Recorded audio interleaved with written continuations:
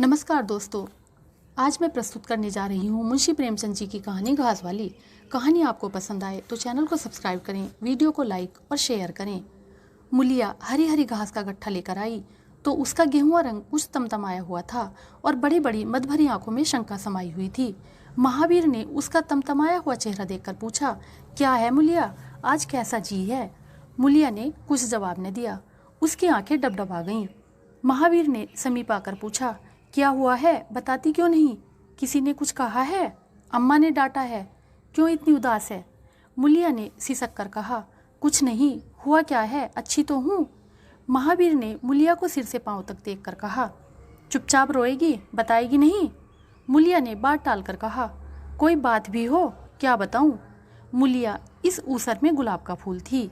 गेहुआ रंग था, हिरन की सी आंखें, नीचे खिंचा हुआ चिबुक, कपोलों पर हल्की लालिमा, बड़ी बड़ी नुकीली पलकें, आंखों में एक विचित्र आर्द्रता जिसमें एक स्पष्ट वेदना, एक मूक व्यथा झलकती रहती थी। मालूम नहीं चमारों के इस घर में वह अप्सरा कहाँ से आ गई थी।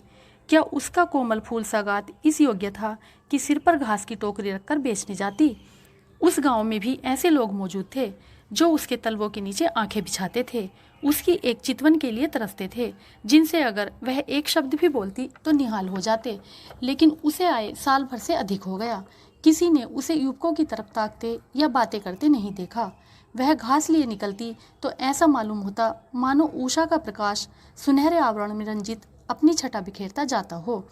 कोई गजले गाता, कोई छाती पर हाथ रखता, पर मुलिया नीची आंख किए अपनी राह चली जाती। लोग हैरान होकर कहते, इतना अभिमान, महावीर में ऐसे क्या सुरखाब के पर लगे हैं? ऐसा अच्छा जवान भी तो नहीं, न जाने यह कैसे उसके साथ रहती है। मगर आज ऐसी बात हो गई जो इस जाति की और युवतियों के लिए चाहे गुप्त संदेश होती, मुलिया के लिए हृदय का शूल थी। प्रभात का समय था। पवन आम की बोर की सुगंधी से मतवाला हो रहा था। आकाश पृथ्वी पर सोने की वर्षा कर रहा था। मुलिया सिर पर झोआ रखे घास छीलने चली तो उसका गेहुआ रंग प्रभात की सुनहरी किरणों से कुंदन की तरह दमक उठा। एकाएक युवक चैन सिंह सामने से आता हुआ दिखाई दिया।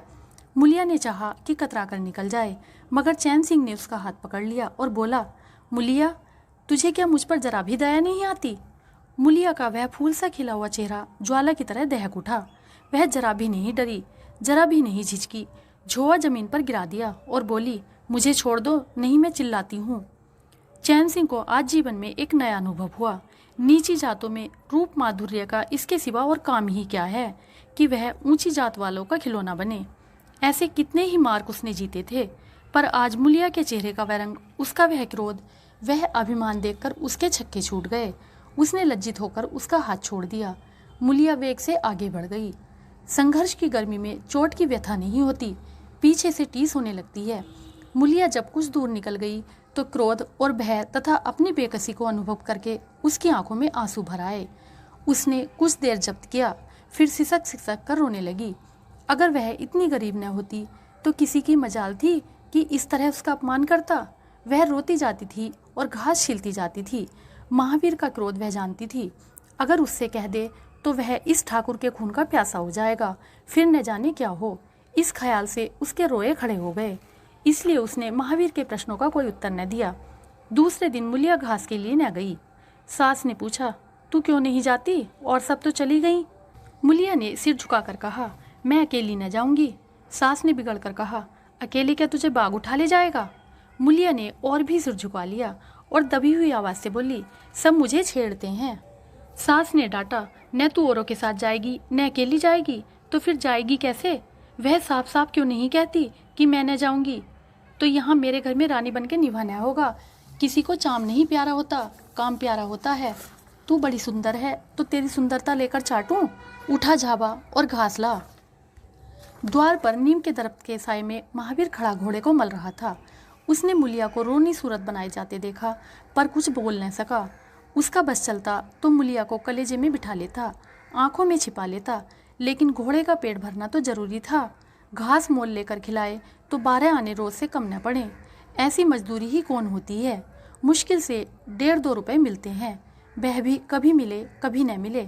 जब से यह सत्यानाशी लारियां चलने लगी, एक के बालों की बतिया बैठ गई है। कोई सेंत भी नहीं पूछता। महाजन से 150 रुपया उधार लेकर एक का और घोड़ा खरीदा था। मगर लारियों के आगे एक्के को कौन पूछता है। महाजन का सूद भी तो न पहुंच सकता था, मूल का कहना ही क्या। ऊपरी मन से बोला, न मन हो तो रहने दो, देखी जाएगी। इस दिलजोई से मुलिया निहाल हो गई। बोली, घोड़ा खाएगा क्या। आज उसने कल का रास्ता छोड़ दिया और खेतों की मेड़ों से होती हुई चली। बार बार सतर्क आंखों से इधर उधर ताकती जाती थी। दोनों तरफ ऊख के खेत पड़े थे। जरा सी खड़खड़ाहट होती तो उसका जी सन हो जाता, कहीं कोई ऊख में न छिपा बैठा हो। मगर कोई नई बात न हुई। ऊख के खेत निकल गए, आमों का बाग निकल गया, सिंचे हुए खेत नजर आने लगे। दूर के कुएं पर पुर चल रहा था। खेतों की मेड़ों पर हरी हरी घास जमी हुई थी। मुलिया का जी ललचाया। यहाँ आधे घंटे में जितना घास छिल सकती है, सूखे मैदान में दोपहर तक न छिल सकेगी।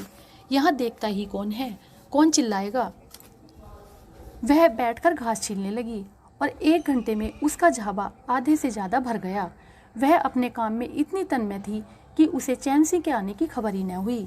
एकाएक उसने आहट पाकर सिर उठाया तो चैन सिंह को खड़ा देखा। मुलिया की छाती धक से हो गई। जी में आया भाग जाए, झाबा उलट दे और खाली झाबा लेकर चली जाए। पर चैन सिंह ने कई गज के फासले से ही रुककर कहा, डर मत, डर मत। भगवान जानता है मैं तुझसे कुछ न बोलूँगा। जितनी चाहे घास छील ले, मेरा ही खेत है। मुलिया के हाथ सुन हो गए। खुरपी हाथ में जमसी गई। घास नजर ही न आती थी। जी चाहता था जमीन फट जाए और मैं समा जाऊं। जमीन आंखों के सामने तैरने लगी। चैन सिंह ने आश्वासन दिया, छीलती क्यों नहीं, मैं तुझसे कुछ कहता थोड़े ही हूँ। यहीं रोज चली आया कर, मैं छील दिया करूँगा। मुलिया चित्र लिखी सी बैठी रही। चैन सिंह ने एक कदम आगे बढ़ाया और बोला, तू मुझसे इतना डरती क्यों है। क्या तू समझती है मैं आज भी तुझे सताने आया हूँ। ईश्वर जानता है, कल भी तुझे सताने के लिए मैंने तेरा हाथ नहीं पकड़ा था। तुझे देखकर आप ही आप हाथ बढ़ गए। मुझे कुछ सुध ही न रही। तू चली गई तो मैं वहीं बैठा घंटों रोता रहा। जी में आता था हाथ काट लूँ, कभी जी चाहता था जहर खा लूँ। तभी से तुझे ढूंढ रहा हूँ। आज तू इस रास्ते से चली आई, मैं सारा हार छानता हुआ यहाँ तक आया हूँ। अब जो सजा तेरी जी में आवे दे दे। अगर तू मेरा सिर भी काट ले तो मैं गर्दन न हिलाऊंगा। मैं शोहदा था, लुच्चा था, लेकिन जब से तुझे देखा है मेरे मन में सारी खोट मिट गई है। अब तो यही जी में आता है कि तेरा कुत्ता होता और तेरे पीछे पीछे चलता। तेरा घोड़ा होता तब तो तू अपने हाथों से मेरे सामने घास डालती। किसी तरह यह चोला तेरे काम आवे। मेरे मन की यह सबसे बड़ी लालसा है। मेरी जवानी काम न आवे। अगर मैं किसी खोट से ये बातें कर रहा हूँ। बड़ा भागवान था महावीर, जो ऐसी देवी उसे मिली। मुलिया चुपचाप सुनती रही, फिर नीचा सिर करके भोलेपन से बोली, तो तुम मुझे क्या करने को कहते हो। चैन सिंह और समीप आकर बोला, बस तेरी दया चाहता हूँ। मुलिया ने सिर उठाकर उसकी ओर देखा। उसकी लज्जा न जाने कहाँ गायब हो गई। चुपते हुए शब्दों में बोली, तुमसे एक बात कहूँ, बुरा तो न मानोगे। तुम्हारा ब्याह हो गया है या नहीं। चैन सिंह ने दबी जबान से कहा, ब्याह तो हो गया है, लेकिन ब्याह क्या है, खिलवाड़ है। मुलिया के होठों पर अवहेलना की मुस्कुराहट झलक पड़ी। बोली, फिर भी अगर मेरा आदमी तुम्हारी औरत से इसी तरह बातें करता तो तुम्हें कैसा लगता। तुम उसकी गर्दन काटने पर तैयार हो जाते कि नहीं। बोलो, क्या समझते हो कि महावीर चमार है तो उसकी देह में लहू नहीं है, उसे लज्जा नहीं है, अपने मर्यादा का विचार नहीं है। मेरा रंग रूप तुम्हें भाता है। क्या घाट के किनारे मुझसे कहीं सुंदर औरतें नहीं घूमा करती। मैं उनके तलवों की बराबरी भी नहीं कर सकती। तुम उसमें से किसी से दया क्यों नहीं मांगते। क्या उनके पास दया नहीं है। मगर वहाँ तुम न जाओगे, क्योंकि वहाँ जाते तुम्हारी छाती दहलती है।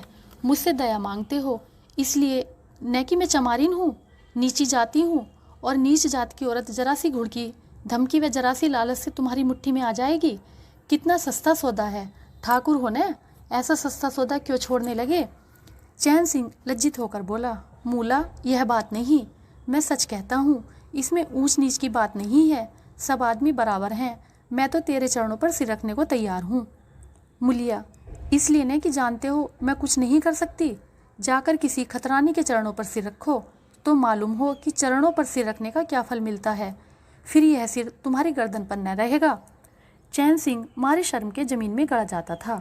उसका मुंह ऐसा सूख गया था मानो महीनों की बीमारी से उठा हो। मुंह से बात न निकलती थी। मुलिया इतनी बागपटू है, इसका उसे गुमान भी न था। मुलिया फिर बोली, मैं भी रोज बाजार जाती हूँ, बड़े बड़े घरों का हाल जानती हूँ। मुझे किसी बड़े घर का नाम बता दो जिसमें कोई साइस, कोई कोचवान, कोई कहार, कोई पंडा, कोई महाराज न घुसा बैठा हो। यह सब बड़े घरों की लीला है। और वह औरतें जो कुछ करती हैं ठीक करती हैं। उनके घर वाले भी तो चमारिनों और कहारिनों पर जान देते फिरते हैं। लेना देना बराबर हो जाता है। बेचारे गरीब आदमियों के लिए यह बातें कहाँ, मेरे आदमी के लिए संसार में जो कुछ है मैं हूँ। वह किसी दूसरी मेहरिया की ओर आंख उठाकर भी नहीं देखता। संयोग की बात है कि मैं तनिक सुंदर हूँ, लेकिन मैं काली कलूटी भी होती तब भी वह मुझे इसी तरह रखता। इसका मुझे विश्वास है। मैं चमारिन होकर भी इतनी नीच नहीं हूँ कि विश्वास का बदला खोट से दूँ। हाँ, वह अपने मन की करने लगे, मेरी छाती पर मूंग दलने लगे तो मैं भी उसकी छाती पर मूंग दलूंगी। तुम मेरे ही रूप के दीवाने हो ना। आज मुझे माता निकल आए, कानी हो जाऊं तो मेरी ओर ताकोगे भी नहीं। बोलो, झूठ कहती हूँ? चैन सिंह इनकार न कर सका। मुलिया ने उसी गर्व से भरे हुए स्वर में कहा, लेकिन मेरी एक नहीं दोनों आंखें फूट जाएं तब भी वह मुझे इसी तरह रखेगा। मुझे उठाएगा, बैठावेगा, खिलावेगा। तुम चाहते हो मैं ऐसे आदमी के साथ कपट करूं? जाओ, अब मुझे कभी न छेड़ना, नहीं अच्छा न होगा। जवानी जोश है, बल है, दया है, साहस है, आत्मविश्वास है, गौरव है और सब कुछ जो जीवन को पवित्र, उज्जवल और पूर्ण बना देता है। जवानी का नशा घमंड है, निर्दयता है, स्वार्थ है, शेखी है, विषय वासना है, कटुता है और वह सब कुछ जो जीवन को पशुता, विकार और पतन की ओर ले जाता है। चैन सिंह पर जवानी का नशा था। मुलिया के शीतल छींटों ने नशा उतार दिया। जैसे उबलती हुई चाशनी में पानी के छींटे पड़ जाने से फेन मिट जाता है, मैल निकल जाता है और निर्मल शुद्ध रस निकल आता है। जवानी का नशा जाता रहा, केवल जवानी रह गई। कामनी के शब्द जितनी आसानी से दीन और ईमान को गारत कर सकते हैं, उतनी ही आसानी से उनका उद्धार भी कर सकते हैं। चैन सिंह उस दिन से दूसरा ही आदमी हो गया। गुस्सा उसकी नाक पर रहता था। बात बात पर मजदूरों को गालियां देना, डांटना और पीटना उसकी आदत थी। असामी उससे थर-थर कांपते थे। मजदूर उसे आते देखकर अपने काम में चुस्त हो जाते थे, पर ज्यों ही उसने इधर पीठ फेरी और उन्होंने चिलम पीना शुरू किया, सब दिल में उससे जलते थे, उसे गालियां देते थे। मगर उस दिन से चैन सिंह इतना दयालु, इतना गंभीर, इतना सहनशील हो गया कि लोगों को आश्चर्य होता था। कई दिन गुजर गए थे। एक दिन संध्या समय चैन सिंह खेत देखने गया। पुर चल रहा था। उसने देखा कि एक जगह नाली टूट गई है और सारा पानी बहा चला जाता है। क्यारियों में पानी बिल्कुल नहीं पहुंचता, मगर क्यारी बनाने वाली बुढ़िया चुपचाप बैठी है। उसे इसकी जरा भी फिक्र नहीं है कि पानी क्यों नहीं आता। पहले यह दशा देखकर चैन सिंह आपे से बाहर हो जाता, उस औरत की उस दिन मजूरी काट लेता और पुर चलाने वालों को घुड़कियां जमाता। पर आज उसे क्रोध नहीं आया। उसने मिट्टी लेकर नाली बांधी और खेत में जाकर बुढ़िया से बोला, तू यहाँ बैठी है और पानी सब बहा जा रहा है। बुढ़िया घबराकर बोली, अभी खुल गई होगी राजा, मैं अभी जाकर बंद किए देती हूँ। यह कहती हुई वह थरथर कांपने लगी।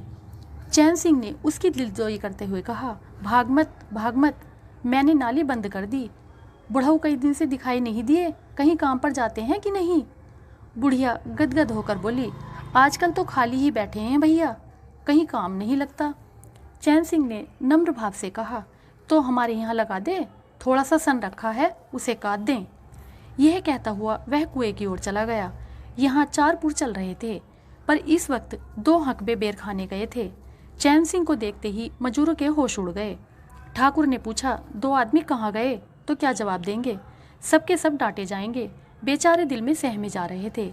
चैन सिंह ने पूछा, वह दोनों कहाँ चले गए? किसी के मुंह से आवाज न निकली। सहसा सामने से दोनों मजूर धोती के एक कोने में बेर भरे आते दिखाई दिए। खुश खुश बात करते चले आ रहे थे। चैन सिंह पर निगाह पड़ी तो दोनों के प्राण सूख गए। पाँव मन मन भर के हो गए। अब न आते बनता था न जाते। दोनों समझ गए कि आज डांट पड़ी, शायद मजूरी भी कट जाए। चाल धीमी पड़ गई। इतने में चैन सिंह ने पुकारा, बढ़ाओ बढ़ाओ, कैसे बेर हैं, लाओ जरा मुझे भी दे दो, मेरे ही पेड़ के हैं ना। दोनों और भी सहम उठे। आज ठाकुर जीता न छोड़ेगा, कैसा मिठा मिठा कर बोल रहा है, उतनी ही भिगो भिगो कर लगाएगा। बेचारे और भी सिकुड़ गए। चैन सिंह ने फिर कहा, जल्दी से आओ जी, पक्की पक्की सब मैं ले लूँगा, जरा एक आदमी लपक कर घर से थोड़ा सा नमक तो ले लो। तुम भी दोनों आ जाओ, उस पेड़ के बेर मीठे होते हैं, बेर खा ले, काम तो करना ही है। अब दोनों भगोड़ों को कुछ ढांढस हुआ। सभी ने जाकर सब बेर चैन सिंह के आगे डाल दिए और पक्के पक्के छांट कर उसे देने लगे। एक आदमी नमक लाने दौड़ा। आधे घंटे तक चारों पुर बंद रहे। जब सब बेर उड़ गए और ठाकुर चलने लगे तो दोनों अपराधियों ने हाथ जोड़कर कहा, भैया जी आज जान बख्शी हो जाए, बड़ी भूख लगी थी, नहीं तो कभी न जाते। चैन सिंह ने नम्रता से कहा, तो इसमें बुराई क्या हुई, मैंने भी तो बेर खाए, एक आध घंटे का हरज हुआ यही न। तुम चाहोगे तो घंटे भर का काम आधे घंटे में कर दोगे, न चाहोगे दिन भर में भी घंटे भर का काम न होगा। चैन सिंह चला गया तो चारों बातें करने लगे।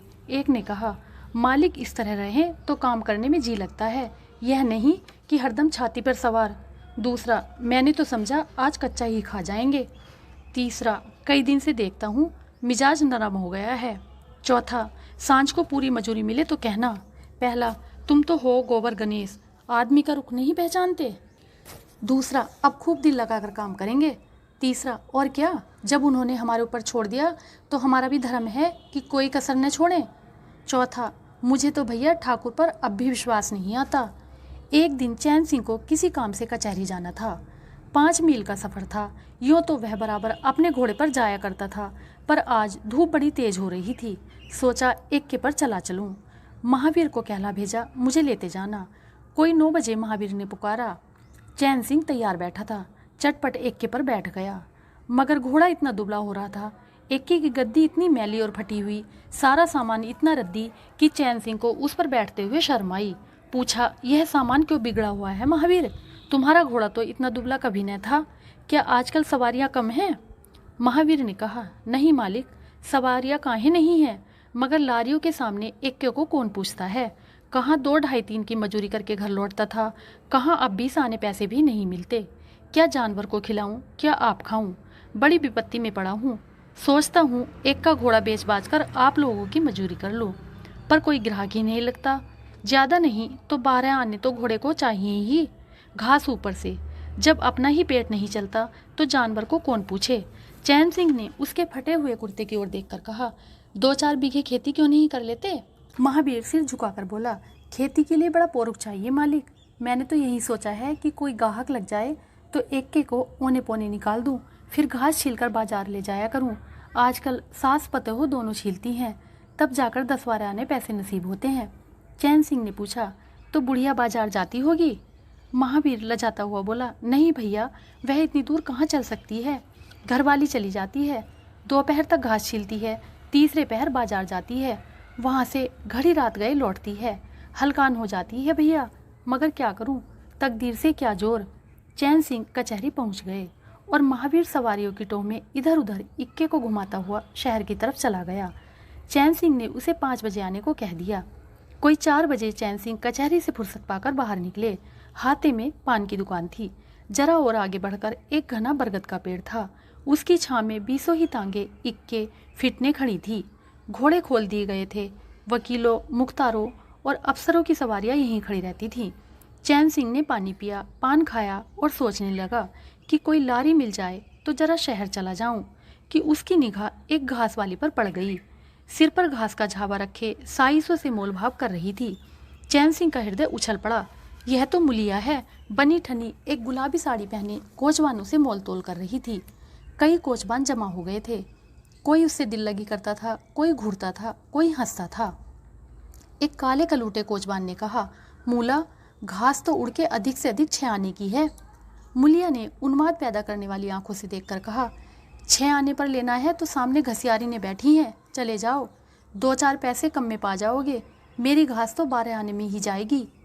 एक अधेड़ कोचवान ने फिटन के ऊपर से कहा, तेरा जमाना है, 12 आने नहीं 1 रुपया मांग, लेने वाले झक मारेंगे और लेंगे, निकलने दे वकीलों को, अब देर नहीं है। एक तांगे वाले ने, जो गुलाबी पगड़ी बांधे हुए था, बोला, बुढ़ऊ के मुंह में पानी भराया, अब मुलिया काहे को किसी और की ओर देखेगी। चैन सिंह को ऐसा क्रोध आ रहा था कि इन दुष्टों को जूतों से पीटे। सबके सब कैसे उसकी ओर टकटकी लगाए ताक रहे हैं, आंखों से पी जाएंगे। और मुलिया भी यहाँ कितनी खुश है, न लजाती है, न झिझकती है, न दबती है, कैसी मुस्कुरा मुस्कुरा कर, रसीली आंखों से देख देख कर, सिर का अंचल खिसका खिसका कर, मुंह मोड़ मोड़ कर बातें कर रही है। वही मुलिया जो शेरनी की तरह तड़प उठी थी। इतने में 4 बजे अमले और वकील मुख्तारों का एक मेला सा निकल पड़ा। अमले लारियों पर दौड़े। वकील मुख्तार इन सवारियों की ओर चले। कोचवानों ने भी चटपट घोड़े जोते। कई महाशयों ने मुलिया को रसिक नेत्रों से देखा और अपनी अपनी गाड़ियों पर जा बैठे। एकाएक मुलिया घास का झावा लिए उस फिटन के पीछे दौड़ी। फिटन में एक अंग्रेजी फैशन के जवान वकील साहब बैठे थे। उन्होंने पावदान पर घास रखवा ली, जेब से कुछ निकालकर मुलिया को दिया। मुलिया मुस्कुराई। दोनों में कुछ बातें भी हुई जो चैन सिंह न सुन सके। एक क्षण में मुलिया प्रसन्न मुख घर की ओर चली। चैन सिंह पान वाले की दुकान पर विस्मृति की दशा में खड़ा रहा। पान वाले ने दुकान बढ़ाई, कपड़े पहने और केबिन का द्वार बंद करके नीचे उतरा तो चैन सिंह की समाधि टूटी। पूछा, क्या दुकान बंद कर दी? पान वाले ने सहानुभूति दिखाकर कहा, इसकी दवा करो ठाकुर साहब, यह बीमारी अच्छी नहीं है। चैन सिंह ने चकित होकर पूछा, कैसी बीमारी? पान वाला बोला, कैसी बीमारी? आधे घंटे से यहाँ खड़े हो जैसे कोई मुर्दा खड़ा हो। सारी कचहरी खाली हो गई, सब दुकानें बंद हो गई, मेहतर तक झाड़ू लगाकर चल दिए। तुम्हें कुछ खबर हुई? यह बुरी बीमारी है, जल्दी दवा कर डालो। चैन सिंह ने छड़ी संभाली और फाटक की ओर चला कि महावीर का इक्का सामने से आता हुआ दिखाई दिया। कुछ दूर इक्का निकल गया तो चैन सिंह ने पूछा, आज कितने पैसे कमाए महावीर? महावीर ने हंसकर कहा, आज तो मालिक दिन भर खड़ा ही रह गया, किसी ने बेकार में भी न पकड़ा, ऊपर से 4 पैसे की बीड़ी अभी भी गया। चैन सिंह ने जरा देर के बाद कहा, मेरी एक सलाह है, तुम मुझसे 1 रुपया रोज लिया करो, बस जब मैं बुलाऊं तो इक्का लेकर चले आया करो, तब तो तुम्हारी घरवाली को घास लेकर बाजार न जाना पड़ेगा। बोलो मंजूर है? महावीर ने सजल आंखों से देखकर कहा, मालिक आप ही का तो खाता हूँ, आपकी प्रजा हूँ, जब मर्जी हो पकड़ मंगवाइए, आपसे रुपए? चैन सिंह ने बात काट कर कहा, नहीं, मैं तुमसे बेकार नहीं लेना चाहता, तुम मुझसे 1 रुपया रोज ले जाया करो, घास लेकर घरवाली को बाजार मत भेजा करो, तुम्हारी आबरू मेरी आबरू है, और भी रुपए पैसे का जब काम लगे बेखटके चले आया करो। हाँ देखो, मुलिया से इस बात की भूल कर भी चर्चा न करना, क्या फायदा। कई दिनों के बाद संध्या समय मुलिया चैन सिंह से मिली। चैन सिंह असामियों से मालगुजारी वसूल करके घर की ओर लपका चला जा रहा था कि उसी जगह जहां उसने मुलिया की बाह पकड़ी थी, मुलिया की आवाज़ कानों में आई। उसने ठिठक कर पीछे देखा तो मुलिया दौड़ी आ रही थी। बोला, क्या है मूला, क्यों दौड़ती हो? मैं तो खड़ा हूँ। मुलिया ने हाँफते हुए कहा, कई दिन से तुमसे मिलना चाहती थी, आज तुम्हें आते देखा तो दौड़ी, अब मैं घास बेचने नहीं जाती। चैन सिंह ने कहा, बहुत अच्छी बात है, क्या तुमने कभी मुझे घास बेचते देखा है? हाँ, एक दिन देखा था। क्या महावीर ने तुझसे सब कह डाला? मैंने तो मना कर दिया था। वह मुझसे कोई बात नहीं छिपाता। दोनों एक क्षण चुप खड़े रहे, किसी को कोई बात न सूझती थी। एकाएक मुलिया ने मुस्कुराकर कहा, यहाँ तुमने मेरी बाह पकड़ी थी? चैन सिंह ने लज्जित होकर कहा, उसको भूल जाओ मूला, मुझ पर जाने कौन भूत सवार था। मुलिया गदगद कंठ से बोली, उसे क्यों भूल जाऊं, उसी बाह गए की लाज तो निभा रहे हो, गरीब आदमी से जो चाहे करवा ले, तुमने मुझे बचा लिया। फिर दोनों चुप हो गए। जरा देर के बाद मुलिया ने फिर कहा, तुमने समझा होगा, मैं हंसने बोलने में मगन हो रही थी। चैन सिंह ने बलपूर्वक कहा, नहीं मुलिया, मैंने एक क्षण के लिए भी नहीं समझा। मुलिया मुस्कुराकर बोली, मुझे तुमसे यही आशा थी और है। पवन सिंचे हुए खेतों में विश्राम करने जा रहा था, सूर्य निशा की गोद में विश्राम करने जा रहा था और उस मलिन प्रकाश में चैन सिंह मुलिया की विलीन होती हुई रेखा को खड़ा देख रहा था। नमस्कार।